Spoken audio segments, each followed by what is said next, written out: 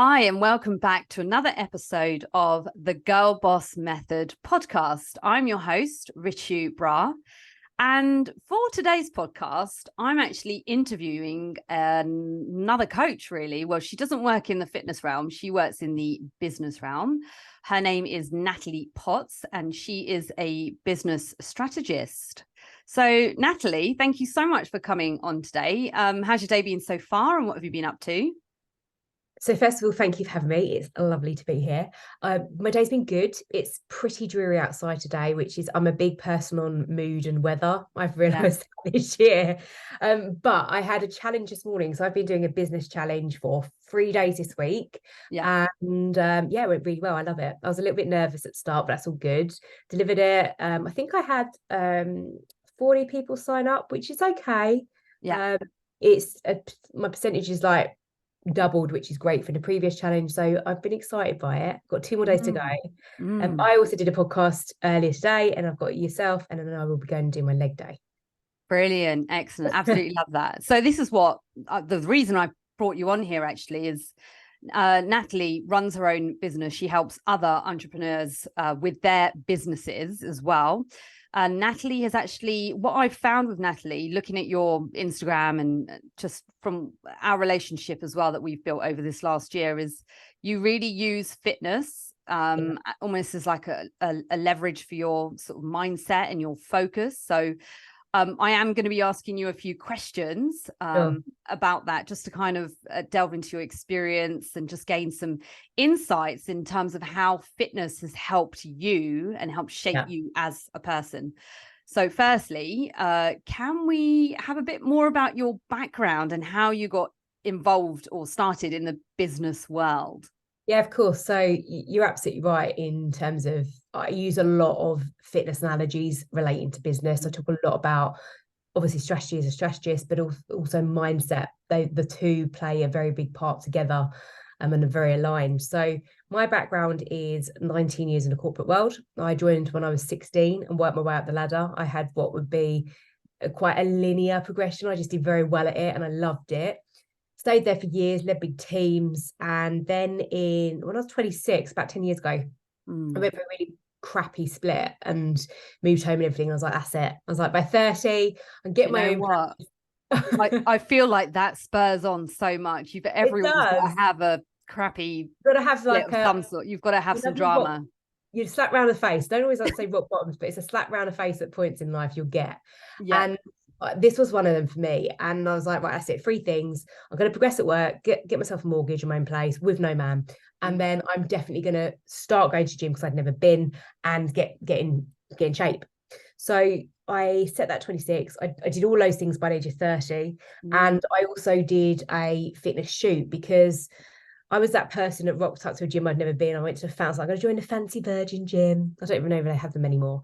I just literally was on the treadmill for 30 minutes every day, would never look at anyone because I was so nervous. Oh. But I was super confident at work and, you know, leading people, I knew my stuff. So I used to think, well, this is ridiculous. I was like, I need to get some help. So I moved gyms and got myself a PT. He was awful. Used to sit on his phone quite a lot. So I was like, right, this isn't working. So moved gyms again. And had my PT Cass, who was phenomenal there. I stayed with Cass for 2 years as a PT every single week. And he gave me the confidence in the gym because I had the awareness that I didn't want to ever hurt myself because I didn't know anything about lifting weights, know anything on it. So I knew I wanted that. And then he used to go to a bodybuilder gym, King's in Croydon. So I went with him a couple of times, got my confidence. I was like, I got this, I can go. And then, I love it. Where I'd started at the same time as well, I think that's a few things just happened. I did the fitness thing and then I knew I didn't want to put all my eggs in one basket just working in corporate. I've been there since I was 16. So I started my qualification to be a coach. Partly because I was told at work as a leader, I wasn't great in coaching and I was like, can't have that. So I went and looked for courses. And I qualified as a performance coach and a corporate exec coach. And I also won the CPD Coach of the Year award in 2019 with the Coaching Academy, which is brilliant. And I now mentor with them. So it shows, step by step of a process, right? Yeah. So that and fitness, those were kind of my things to add to my bow in terms of, what if I get to an age where 40s and I don't like corporate anymore, then what? So the season's changed a bit quicker than I thought, because COVID was definitely challenging in retail, and it became, I started the business. I actually strangely worked with a coach who was in the fitness world, because I didn't want to be coached by people in business per se, or who I knew in my industry. I wanted something very different. And I love the mindset of people that are in fitness when it comes to people, business fitness and building businesses. It's very, very different. They're very results driven. It's very action based and mindset driven. So I connected with a coach, and then he asked me within 3 months to come on and do personal development and confidence, which is what I was coaching on at the time, with his personal trainers, he was essentially taking them from a gym floor onto online fitness trainers. Amazing. And their businesses. So I did all of the personal development and confidence with them. Stayed with him for nearly 2 years, and then COVID hit. Then I couldn't do anything but retail, and then it got to a point where I was like, I hated it. So I left.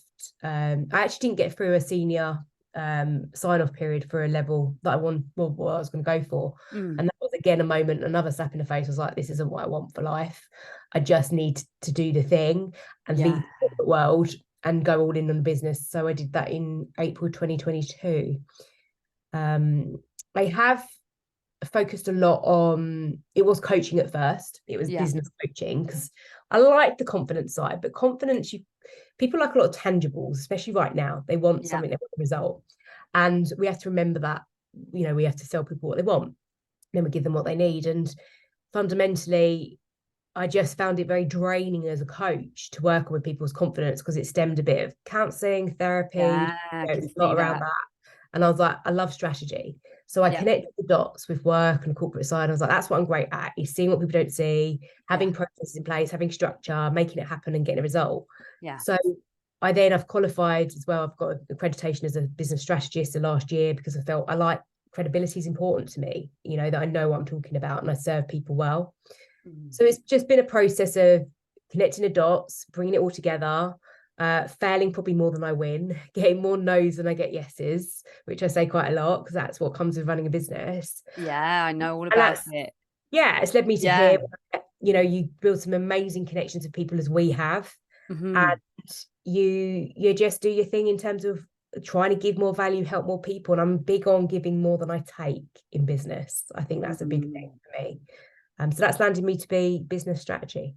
Amazing. Wow. What a journey you've had. And it's interesting, like you say, not rock bottom, but what term did you use? In the face. It's not slap in the face.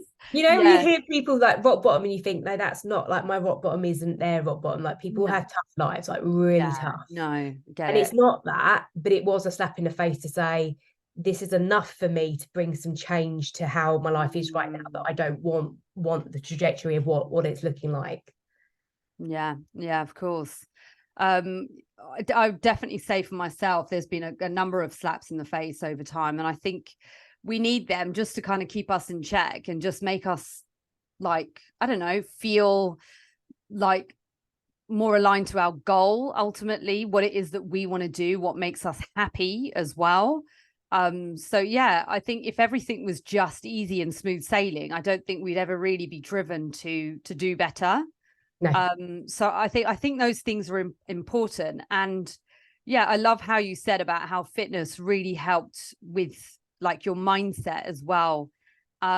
So I guess, did you find that there was actually a connection with you getting into fitness, going through the whole process? Because obviously you've been through a transformation physically as well as mentally. Do you find that helped you in terms of, I know that you already had the confidence down, but did it help you in terms of, I don't know, just how did that change for you? How did it change? I think I was always curious. I've hated that word as well recently, curious, but it is key. I went to see a Disney exhibition last week in London, and Disney was and he's always been my inspiration with lots, Disney. And it was like, Disney was curious. And I was like, right, I can use that word again. I was very curious to the elite mindset and pushing past potential, what makes people get to a certain level of success when we might all be are we given certain things in life that gives us all the ability to have whatever we want? You know, lots of people say have it if you work for it type of thing, or everybody has the same opportunities and choice and all that stuff. And I was like, well, how do I really though drive and achieve what I want? What becomes the foundations of that? And when you look at fitness, people like, I used to love Kobe Bryant, Michael Jordan, these are all people I've watched when I was doing fitness transformations. Arnold Schwarzenegger, all these types of people. It's like, what is that level? It's the next level of discipline. It was just, lots of people talk about motivation, discipline. Lots of people don't have enough discipline in life. And I did a piece on it last week that I shared on content around. I think I put a reel on of baking some brownies in my PJs on the Saturday, and I was like, because sometimes discipline can be so intense that it actually stops the creative side. Yeah. Because we have to have a creative ability and focus. And when we stop that, we stump our growth and we stump big potential growth. So it's a balance. But I do believe what I loved with the focus on fitness was pushing my potential more than I thought I could have. You know, I was overweight. I was 13 stone when I was younger. And I wanted, I guess it was that belief that I was like, if I know I can get it and I want it, why can't I have it? And it was that when I see other people doing it. And like anything, you know, the same in business. And this is where you see me use the analogies here, that you just followed a model that works. Success leaves clues. It's not about copying what someone does, because it's not always as default that way. However, you know, I saw that, well, these people that are getting in shape they're not drinking, maybe not always, but they might not be drinking. They might have a PT to learn things. You're not just going to know what you don't know. They've got a nutrition plan. They are consistent. They are showing up when they don't feel like they want to show up. They are focused. And it was those mindset shifts that I really wanted to tap into and push in myself to see what really could I really achieve that's out there. And let's be honest, when you're in any world, it can seem like you're in a bubble and everybody's doing the same thing. And it's often why people say markets are saturated, where I think, for me, I don't think that way. I think there's nearly 8 billion people in the world. There's always people for us to help, and people need what we do. But I do think that when it comes to the fitness side, if it was easy, the same as building a business, if it was easy, everybody would have a £1 million business and everybody would walk around with abs all the time, and they don't. And that's the reality. So what does that level of success look like, and how do you get there? Yeah, very interesting. I really like the fact that you drew on almost like looking at the Kobe Bryants and the Michael Jordans and the Arnolds, like the mindset that they have. I've watched a documentary on Kobe Bryant, and he just the way that he was in his life was so committed, so dedicated. You know, when all the guys were out, again, drinking or out to early hours or whatever, he was up early. He was in bed early. He was up early. He was in the gym. He was working on stuff that the others weren't. And I think that's really what set him apart. And I think that's amazing that you've drawn on those, and I can really see how the fitness mindset again has really helped shape you and allow you to be a different person for your clients as well, and for the people that you help. Like, you understand things in a very different way. It's not I want to say rigid. I want to say that maybe people think of business strategists as being quite rigid in the way that they present themselves, but I feel like you having that ability to kind of shift into different mindsets from different industries as being like amazing. But yeah, like back to the fitness as well. I mean, what does your regime look like? Like, talk me through your day, Natalie. Like, where does it sit over the week? Is it a part of you now? Yeah, I think that priorities change in life, right? And I've got a boyfriend, we don't have kids yet, but the priorities change. And I know that when I was in a time of corporate, that I could do it with my eyes closed at points, you know, and that's just where I got to.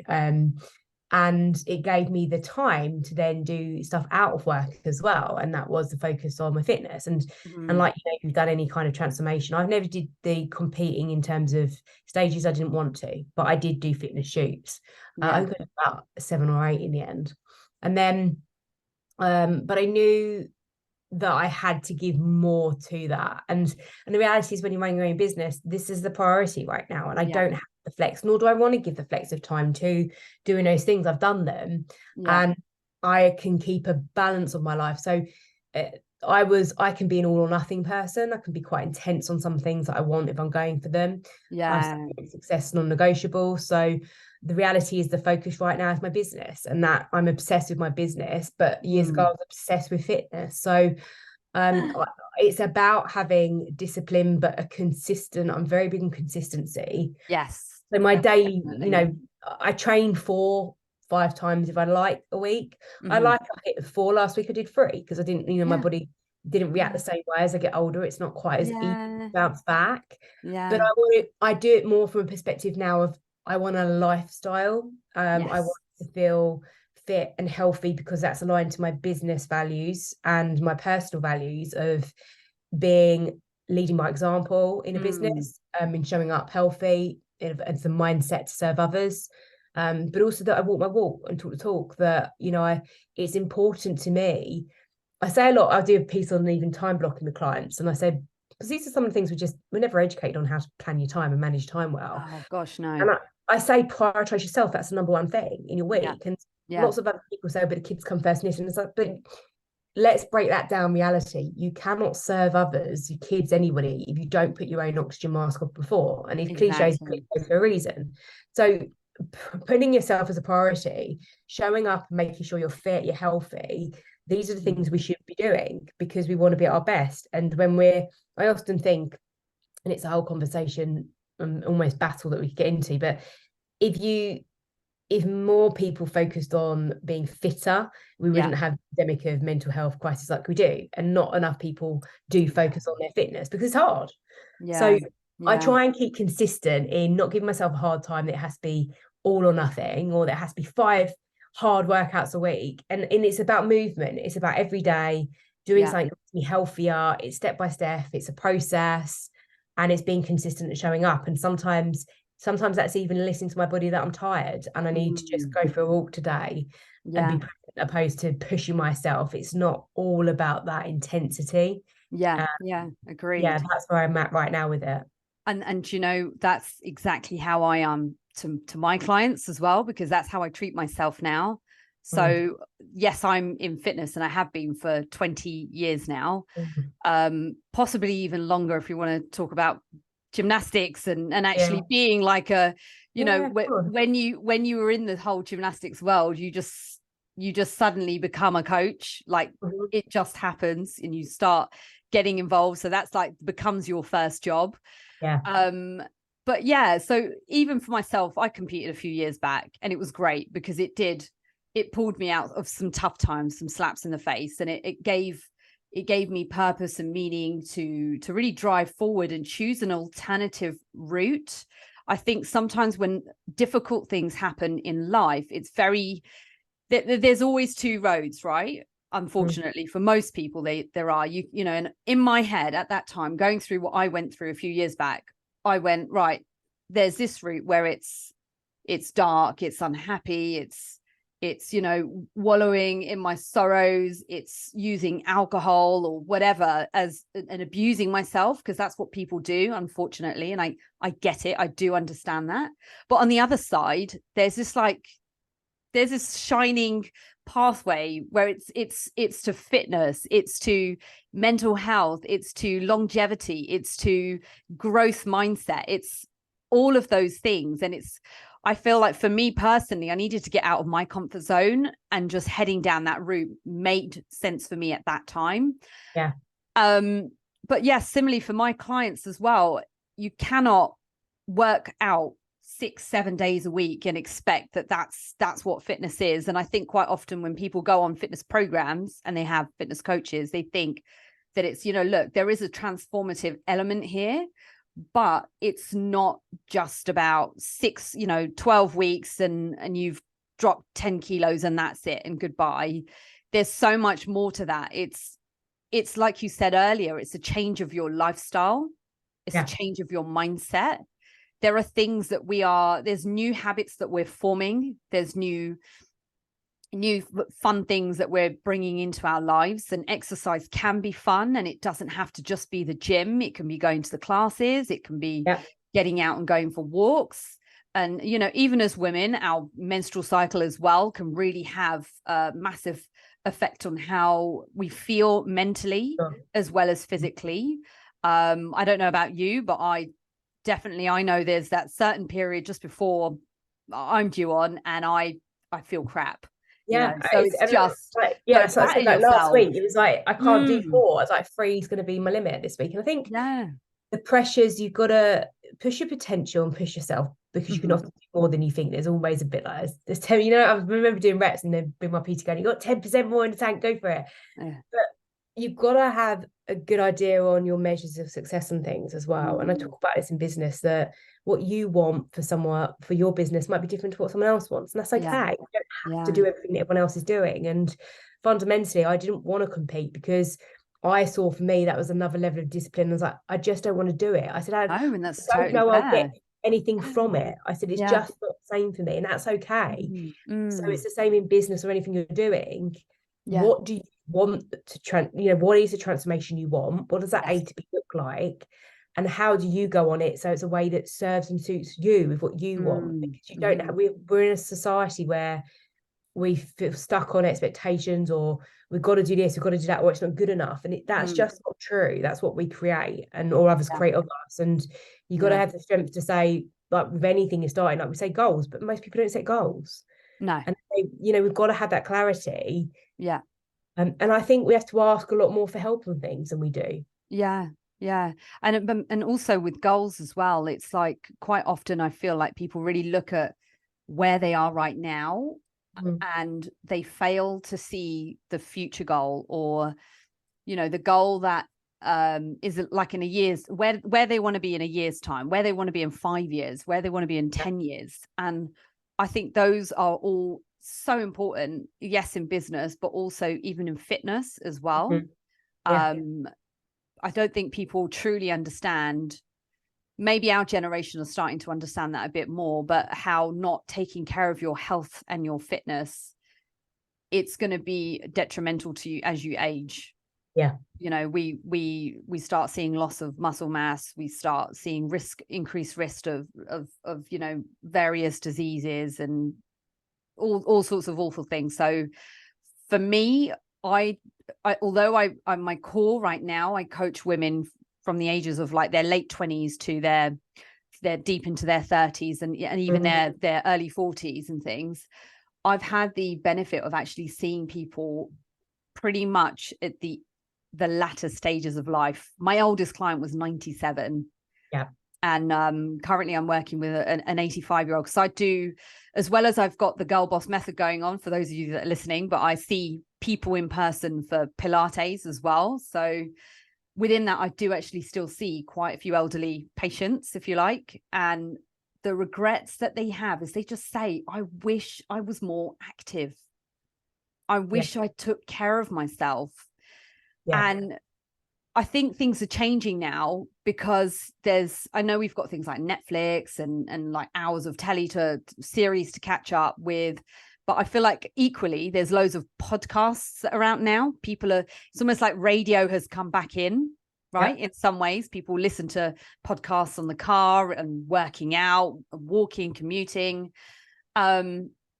But I think things are changing, and people are starting to realize how important fitness is overall, when it comes to where you are right now and for the future as well. So you're going to perform better at work. You're going to increase your confidence. You're going to increase your productivity as well, in terms of, and even like making the most of your day, in terms of not feeling like sluggish by changing things, by not drinking every night, and and just eating better food as well, like more healthful food, not relying on like junk food or takeaways and stuff like that all the time. And those things can be part of your life, they are to be enjoyed, but they don't form part of your habits or your habitual eating regime, right? So it's just having a look at that overall is going to benefit you. Mm-hmm. Yeah, 100%. I think it is that point of what I say a lot with clients is slow down to speed up. And things like measuring success goals, but it's thinking about, well, what does, if you're looking at a year, so when I work with people in strategy, it's looking at like what do we want to do for a year, and then break that down, we reverse engineer backwards and step by step. And then that's where we know, right, well, this is this quarter, this is the next quarter, this is that quarter. But everything we're doing from a tactical positioning is all aligned to our long-term vision and goals of where we want to be. Yeah. So we've got that focus, and people like to have confidence in knowing what they're doing, even though, like I said, like, you don't know what you don't know, you should ask for that. Yeah. But it's about then the step by step, and that's exactly the same in fitness, is that you don't know what you don't know. Take it step by step, fall in love with the process. I'm saying what somebody else said on my podcast, like that process of trusting yourself and falling in love with it, enjoying it, opposed to getting there and it's like having the nice car, and then you get the nice car, it's like, oh, the next nice car or the next one, things like that. Like, it's never enough. But being present is a big thing as well. And I don't think I did that enough with fitness stuff, and I'm very aware of that now, that I want to be more happier in certain states and with being present, opposed to everything being for the next thing.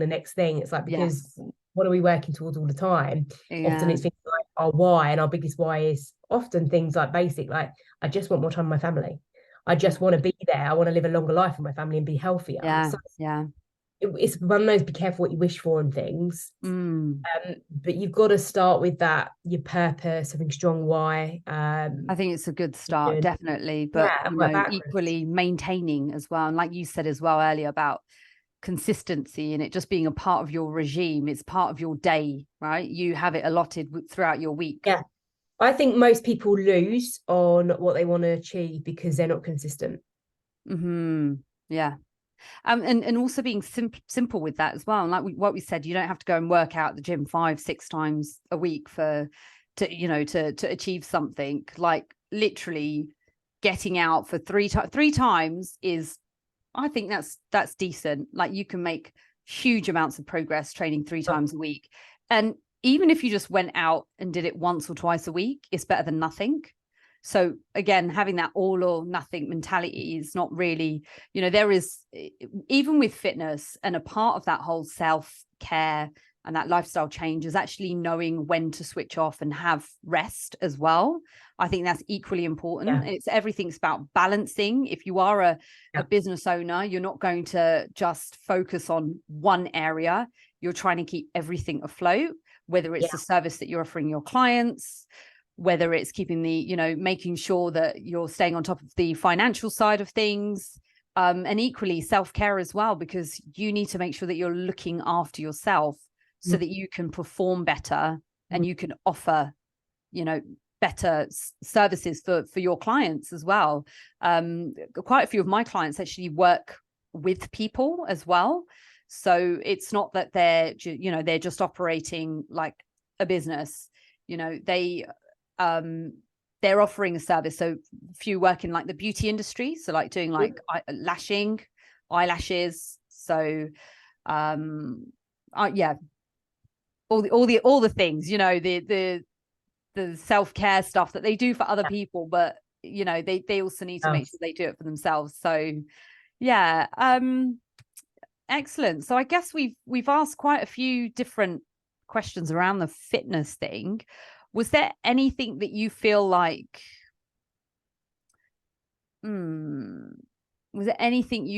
it adds to what you do? I mean, do you tell your clients, because you work with business owners, Natalie, or professionals, do you encourage them to stay fit and to look after their health and focus on?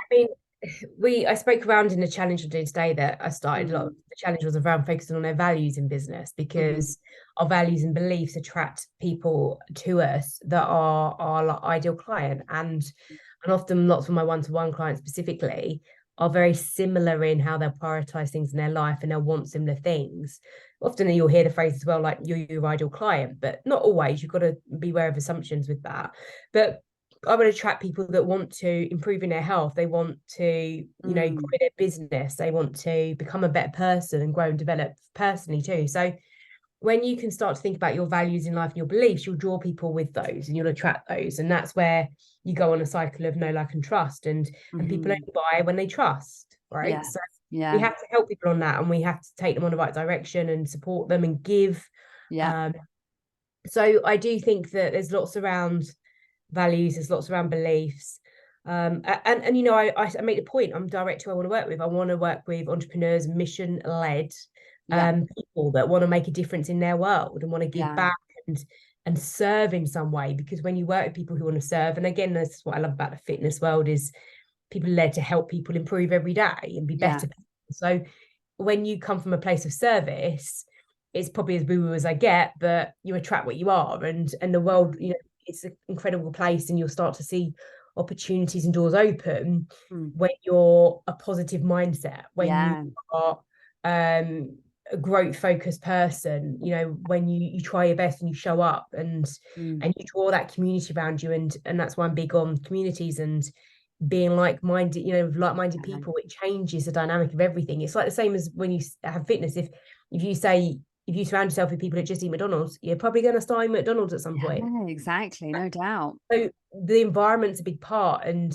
that was another thing when I did the shoots. It's like I had to know, I took it to the next level of what was going to be required of me was being around it doesn't always have to bodybuilders at all, but I just need, for me, I needed a complex environment where I was going to feel around people which challenged me, where I felt a small fish. And I do the same in business. I invest in people that are probably 2-3 times ahead of where I am, and it feels crazy and I'm nervous, but I push myself so much more to just level yourself up. And raise my game.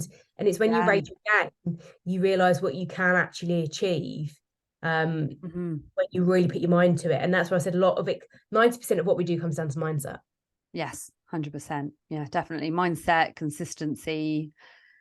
Patience. All those patience. Exactly. Listening. Gratification is a huge thing. Like, they want it tomorrow. And it's like, who goes into a gym and has abs after a day's workout? You just don't. So why would you think you can have a business started and then, oh, by the way, in 3 months' time it's earning you 6 figures? It's just it's not impossible with some things, but be realistic as well.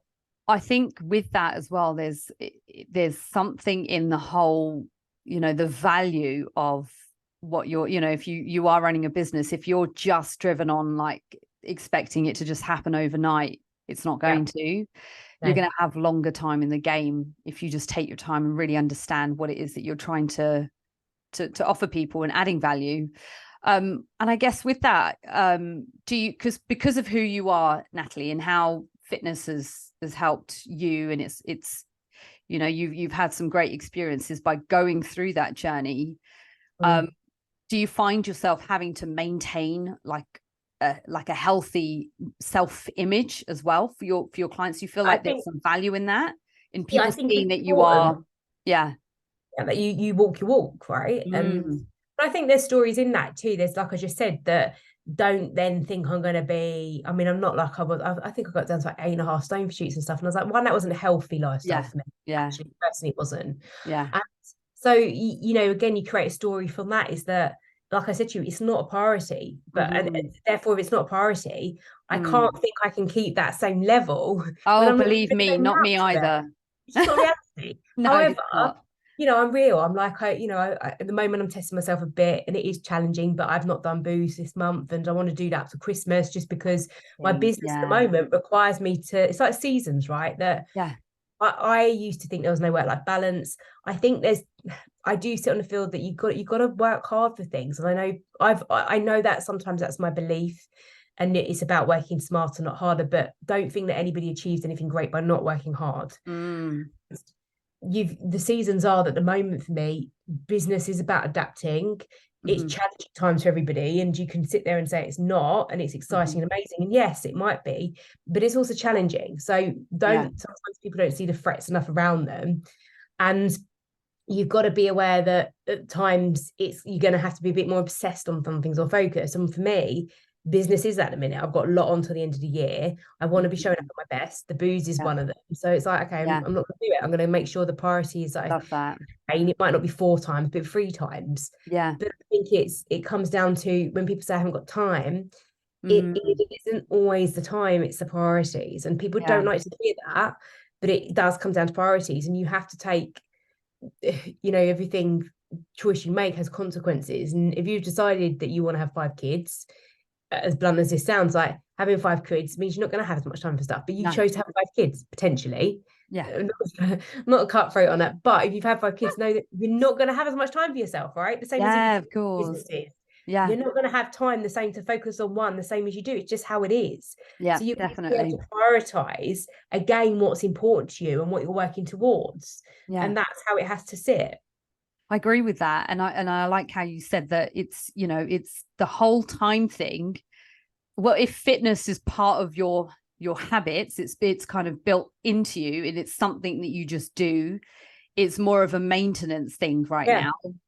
Then you are always going to have time for it. We seem to find time to meet up with friends, to socialize, to catch up on Netflix series and binge watch them. And, all these other programs that are out there all the time that everyone seems to, talk about. There's also time on social media as well that everyone seems to hang around. There's a monetary one. It's one great. Of my biggest challenges with clients is when they'll say things like, I don't have money for this. And it's a business, personal fitness. And I said, and there's points, and I said to somebody over a week in a sales call, I said, I'll be honest. I said, I don't think it's actually about money.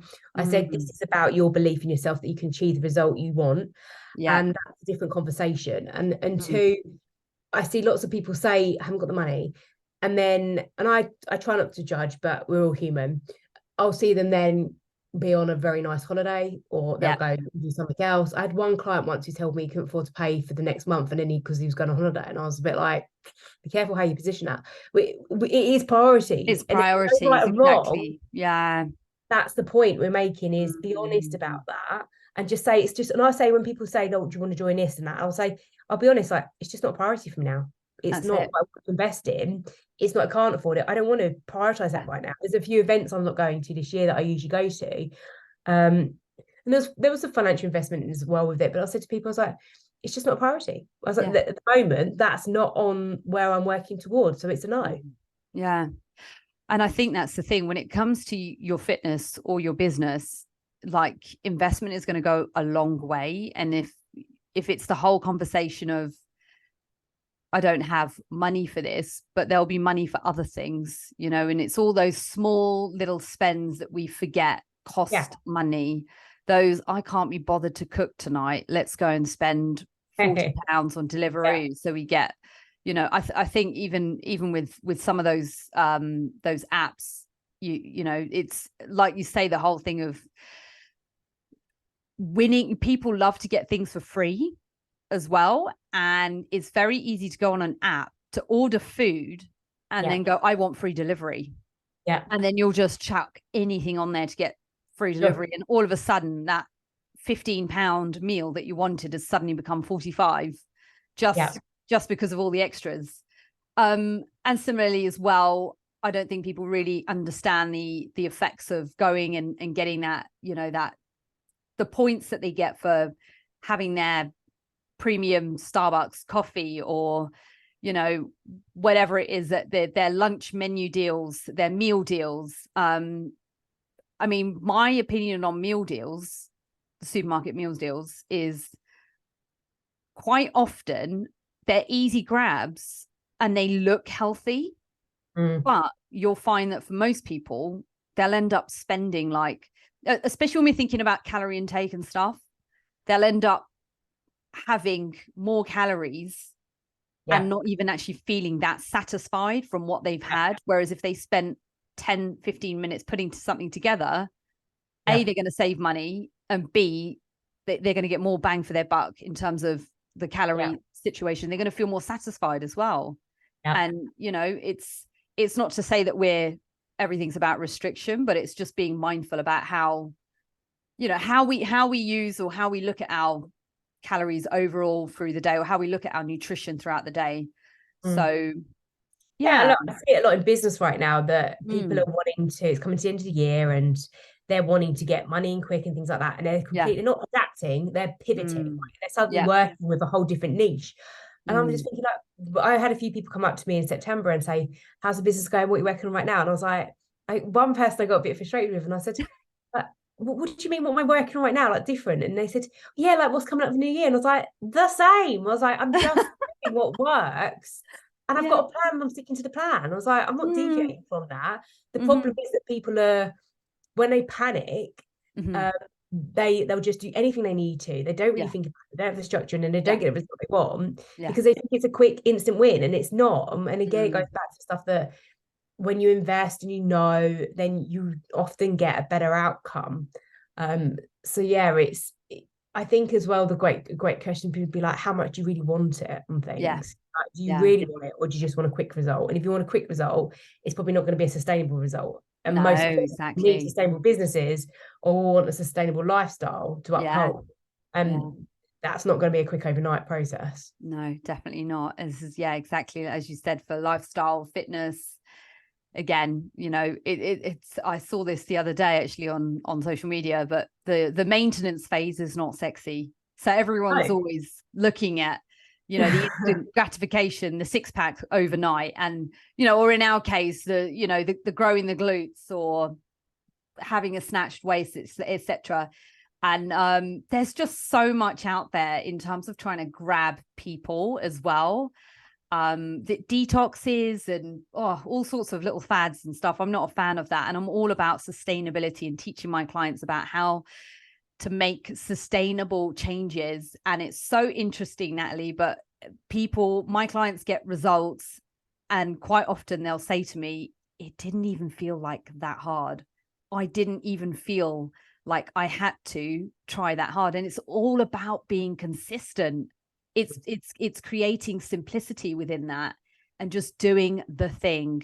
Yeah 100%.